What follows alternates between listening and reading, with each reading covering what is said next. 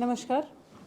मैं आप सब मीडिया के साथियों का आज यहाँ पहुँचने पे बहुत बहुत धन्यवाद करती हूँ कि आप सब लोग यहाँ पहुँचे और हम जिस विषय को लेके आपके बीच में आए हैं और बड़ा ही समाज की बात है। अक्सर आप लोगों के बीच में मैं जब भी पहले भी आई हूँ, पहले भी मैं किसी सोशल चीज़ के लिए ही, किसी सोशल बात के लिए ही आप लोगों के बीच में आई थी, चाहे वो पहलवानों की बात हो या हमारी जो बहन है, जो हमारी कोच थी, जो ये एक छेड़छाड़ मंत्री था संदीप सिंह।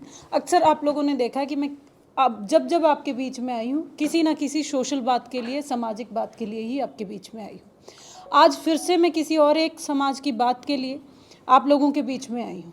मेरे लिए राजनीति महज वोट मांगना नहीं है। मुझे ऐसा लगता है कोई भी जो पॉलिटिशियन है या राजनीतिक आदमी है उसे सबसे पहले समाज की बात करनी चाहिए, क्योंकि जब तक वो समाज के बारे में बात नहीं करेगा, समाज की बात अपनी आवाज़ के माध्यम से नहीं बताएगा, तब तक मुझे लगता है समाज में सुधार नहीं हो सकता।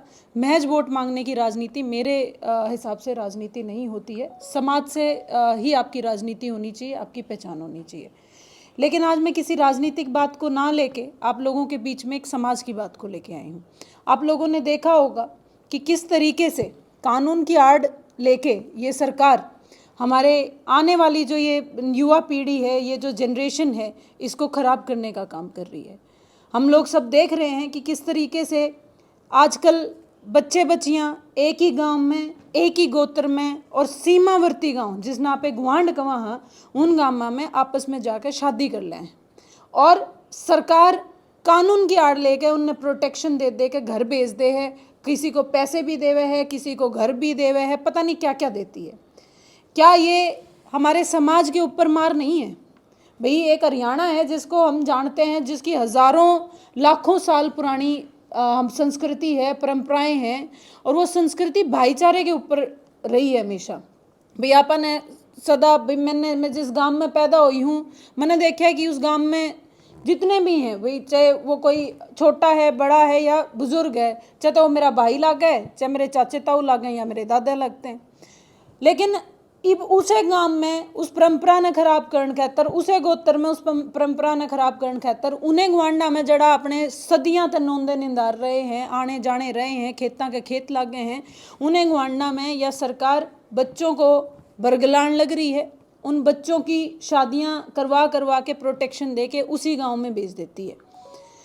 क्या ये कल्चर के ऊपर वार नहीं है? क्या ये हरियाणा की जो संस्कृति और स्वाभिमान है उसके ऊपर वार नहीं है? उसे ख़त्म करने की बात नहीं है? हमारी खापा ने हमेशा इस बात को ऊपर आवाज़ उठाई है, लेकिन इन सरकारों ने खापा एक तयबद्ध तरीके से खाप बदनाम करी। खापों को ये कहा कि भाई ये तो ऑनर किलिंग करना चाहे हैं और इसलिए ये लोग तो नहीं चाहते कि ये सारी चीज़ें हों। लेकिन मैं एक बात कहना चाहती हूँ, सरकारों को आप लोगों के माध्यम से कहना चाहती हूँ कि हमारे यहाँ इससे बड़ी कोई सामाजिक कुरीति नहीं है। आज के दिन ये सबसे बड़ा समाज पे अगर सबसे बड़ा धब्बा इस समय कोई है तो ये है। वो बच्चे जो गांव में, एक बच्चा हज़ारों में से एक बच्चा गलती कर देता है और वो गांव में ही आके रहने लग जाता है, वो बच्ची के माँ बाप और उस लड़के के माँ बाप एक दूसरे के को मुँह दिखाने लायक नहीं रहते, गाँव में किसी को मुँह दिखाने लायक नहीं रहते। उन दो खानदानों की आपस में जिंदगी भर की, सालों की, पीढ़ियों की दुश्मनी तय हो जाती है। ऐसा मुझे समझ में आता है कि सरकार कानून के माध्यम से ये सारी चीज़ों पर रोक लगा सकती है, लेकिन आज तक किसी भी राजनेता ने या पॉलिटिशियन ने कभी भी आवाज़ नहीं उठाई, कभी भी इस मुद्दे को यही नहीं कहा कि उनकी नज़र में मुद्दा हो। लेकिन मुझे लगता है कि मैं इस समाज में पैदा हुई हूँ, इन्हें गाँव में पड़ी बड़ी हूँ, आड़े पड़ी हूँ। मैंने देखा है कि किस तरह का माँ बाप का कुटर कुटर कर्जा करे जावे कि जब तक बच्चा या लड़की या लड़का घर तक नहीं पहुँचते, क्योंकि सब न डर लागे कदे कुछ गाँव में कर दें, कदे किसी गुआंढ में कर दें, कदे किसी अपने गोताले गले की में कर दें। इतना डर लागे जाए। अगर सरकार कानून बना दे, सरकार अपना स्टेट एक्ट बना दे तो ये क्यों होगा? चलो सरकार ने जो करना है, हम ये लड़ाई लड़ेंगे, दोबारा लड़ेंगे, इसको पूरे प्रदेश में लेके जाएंगे और सरकार को अवगत कराएंगे कि किस तरीके से ये एक्ट, अपना एक्ट होना हर स्टेट का ज़रूरी है। बहुत सारे स्टेटों का अपना एक्ट है, लेकिन खट्टर सरकार ने आज तक इस चीज़ पे ध्यान नहीं दिया।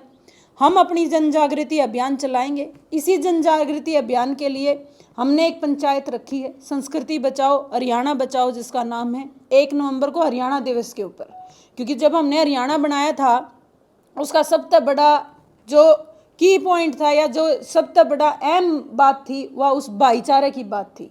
भाईचारे की जो ये हमारी संस्कृति थी, इसे पर हरियाणा बना था। आज वो एक भाईचारा खतरे में है और ये सरकार सुनियोजित तरीके से उसको ख़त्म करने का काम कर रही है। तो उसी के लिए हमने 1 तारीख को नारनौंद देवराज धर्मशाला जो कि अनाज मंडी के सामने है, 1 नवंबर को हरियाणा दिवस के ऊपर वहाँ खाप की एक पंचायत बुलाई है जिसका नाम है हरियाणा संस्कृति बचाओ हरियाणा बचाओ, और मैं उसी का न्योता देने के लिए आज जींद में आई हुई हूँ। हमने सारी खापों को निमंत्रण भेजा है, सारे किसान संगठनों को निमंत्रण भेजा है और सारे जितने भी सामाजिक दायरे में काम करते हैं सब लोगों को हमने निमंत्रण भेजा है, क्योंकि ये एक ऐसी कुरीति है, एक ऐसी लड़ाई है जो फसल की लड़ाई से भी बड़ी है, क्योंकि ये नस्ल की लड़ाई है। आप लोगों ने पहले सब लोगों ने मिलकर फसल की लड़ाई लड़ी और अब हमें नस्ल की लड़ाई लड़नी है। इसी नस्ल की लड़ाई के लिए सबको निमंत्रण देने के लिए मैं जींद आई हूँ। आप सबका धन्यवाद। कितनी खापों का समर्थन अब तक आपको मिला है आने के लिए, और कितनी खापें जुटेंगी वहाँ? देखिए जी, हमने सारे हरियाणा में निमंत्रण भेजे हैं और अभी तक, क्योंकि ये ऐसी बात है जिससे सबसे ज़्यादा इस मुद्दे को खापों ने उठाया है, और अब अगर उनकी एक बेटी इस मुद्दे को उठा रही है तो सब खापों ने बोला है कि बेटे तू इस लड़ाई को लड़, हम तेरे पीछे खड़े हैं। मुझे लगता है भारी संख्या में खापें पहुंचेंगी। किसी ने अभी तक ये कहा ही नहीं कि वो पहुंच नहीं पाएंगे। 2 सवाल हैं इसके अंदर भी। जैसे पहले आपने कहा कि मैं वोटों की राजनीति नहीं करते हैं, तो अगर देखा जाए बहुत सारे नेता इस तरीके से आते हैं और लोगों से गेट टुगेदर भी करते हैं, मिलते हैं, पहले कुछ और होते हैं बाद में कुछ और हो जाते हैं, क्या कहना चाहिए? देखिए जी, ये तो आदमी का अपना ज़मीर होता है, लोग तय करते हैं कि उन्हें करना क्या है। मैंने आज तक जो करा है समाज में करा है। मैंने कभी राजनीति, घटिया राजनीति जिसको बोलते हैं, मैंने कभी नहीं करी। और रही बात इस चीज़ की, मैं तो पहले भी समाज के लिए खड़ी हुई हूँ और आज भी समाज के लिए खड़ी हूँ और कल भी समाज के लिए ही खड़ी रहूँगी। मेरे समाज से बड़ा कुछ नहीं है।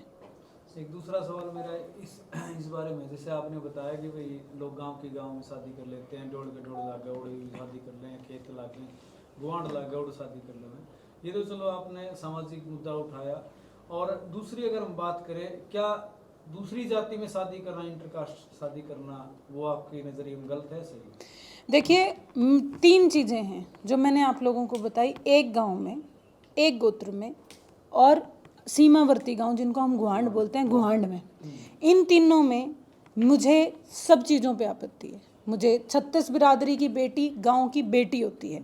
जब किसी के ब्याह में जावे हैं, बारात जावे है किसी के, तो आप 36 बिरादरी की ध्यानी मान का वहाँ तो उस गांव की बेटी होगी ना जी। और अपने तो कहते हैं भी दी बेटी गांव की, पूरे गांव की दी बेटी होती है, तो जी ध्यानी पूरे गांव की ध्यानी होती है। तो लड़की चाहे वो एक जात की हो या दूसरी जात की हो या कोई भी बच्चा, गांव का भाईचारा है जी, उसमें कोई भी जाति विशेष मेरे लिए मायने नहीं रखता। तो सोनिया जी, आपने ज्वलंत मुद्दा उठाया है जी, लेकिन देश किसी भी चीज में संविधान या न्याय व्यवस्था से चलता है जी। क्या आप उस न्याय व्यवस्था को चैलेंज कर रहे हैं? क्योंकि अल्टीमेटली सरकारी भी न्याय व्यवस्था सर्वोच्च न्यायालय से चलता है, और अगर इस प्रकार की बातें हैं, क्या कोई आपकी तरफ से PIL दायर की जाएगी? देखिए सर, आपने देखा होगा अभी कुछ दिन पहले माननीय न्यायालय का ही एक वर्डिक्ट था। माननीय न्यायालय ने ही ये बोला था कि शादी के ऊपर एक्ट बनाना सरकारों का काम है, कानून बनाना सरकारों का काम है, उसे लागू करवाना कोर्ट का काम है। मैं कानून के खिलाफ नहीं हूँ, लेकिन मेरे स्टेट का अपना मैरिज का एक्ट हो सकता है, तो क्यों नहीं बनाया अभी तक सरकारों ने, या खट्टर सरकार ने इसको आज तक गंभीरता से क्यों नहीं लिया? एक ताना बाना कल्चरल ग्राउंड्स के ऊपर ये एक्ट बन सकता है, तो आज तक क्यों नहीं बना है? मैं कानून के बिल्कुल खिलाफ नहीं हूँ और ना ही किसी तरीके से जो ये तीनों बातें कह रही हूँ कानून का उल्लंघन करती हैं। जो पंचायत हो रही है उसमें महिलाओं की कितनी भूमिका रहेगी, क्योंकि उसमें आप जो लड़कियां हैं उनको भी जागरूक करने का प्रयास कर रहे हैं? देखिए जी, सबसे ज़्यादा मैं महिलाओं का ही चाहूँगी कि ज़्यादा से ज़्यादा महिलाएं पहुँचें, क्योंकि एक लड़के से ज़्यादा जी इस पूरे प्रोसेस में उस लड़की की ज़िंदगी ज़्यादा सफ़र करे है जो बच्ची ऐसा कदम उठा लेती है। और अक्सर वो बच्ची कदम इसलिए उठा लेती है क्योंकि उसे समाज का ज्ञान नहीं होता है। मैं जन जागृति जो अभियान चला रही हूँ, मैं ज़्यादा से ज़्यादा महिलाओं को जागृत करूँगी, क्योंकि एक महिला है जो 3 फैमिली 4 फैमिली को आगे जागृत कर सकती है। तो मेरा विशेष ध्यान जो इस पूरे जागृति अभियान में रहेगा वो महिलाओं के ऊपर रहेगा, क्योंकि अगर एक महिला के समझ में आ गई तो कोई बरगला नहीं सकता उसको। तो मैं ज़्यादा से ज़्यादा चाहूँगी कि महिलाएं पहुँचें, और जब भी मैं आगे कोई वो करूँ, मैं ज़्यादा से ज़्यादा महिलाओं को अवेयर करूँगी। सोनिया जी, आपने कहा कि राजनीतिक लोगों की मंशा नहीं है, वो कानून लेके आते तो चीज़ें हो जाती। तो क्या आप इस महापंचायत के लिए राजनीतिक पार्टियों को निमंत्रण दे रहे हैं? मैंने जी सबको बुलाया है। देखिए, ये एक ऐसी बात है, बच्चा लड़का भी सबके घर में और लड़की भी सबके घर में। गोत्र व्यवस्था राजनीतिक लोगों के घर में भी है, और किसी गांव से वो राजनीतिक लोग भी आते हैं, या किसी गुहान से वो लोग भी आते हैं। ये बात उन पे भी लागू होती है, और मैं सबको ये निमंत्रण दे रही हूँ, जो कोई भी समाज के लिए कोई भी काम करना चाहता है। ये सबसे बड़ा समाज की कुरीति है इस समय, और मैं तो कहती हूँ राजनीतिक पार्टियों को सामने आना चाहिए, चाहे जो कोई भी हो, चाहे बीजेपी खुद भी क्यों ना हो, मैं वहाँ पंचायत में पहुँचें और अपनी आवाज़ उठाएं, क्योंकि ये बात समाज की है, किसी पार्टी विशेष या वोट विशेष की नहीं है। सोनिया जी, समगोत्र की बात करते हैं। समगोत्र पर तो जहाँ तक सुप्रीम कोर्ट ने भी एक बार कहा था कि समगोत्र में शादियाँ नहीं होनी चाहिए। तो समगोत्र के अलावा जो हम लोग गांव गुहाट की बात करें, गांव गुहाट के ऊपर ऐसा कोई कानून नहीं है, लेकिन समगोत्र पर भी कानून लेके आ रही है सरकार। इसके बारे में आप कहते हैं? देखिए जी, अगर समगोत्र पे सरकार ले आती तो मुझे बोलना नहीं पड़ता। पहली बात तो मुझे नहीं पता कब लेके आ रही है, अभी तक मैंने सुना ही नहीं कि कोई कानून आया है। और गांव गुहान में देखिए, एक ब्लड लाइन की अगर बात करें, हम एक गांव में रहते हैं, हमारा ऑलमोस्ट सबका आपस में भाईचारा है, और वही भाईचारा हम अपने गुहान के साथ भी शेयर करते हैं। और वही भाईचारा अगर हम एक गोत्र का गांव है या उससे अगला कोई गांव दूसरे गोत्र का है, वही भाईचारा उनके साथ भी शेयर करते हैं।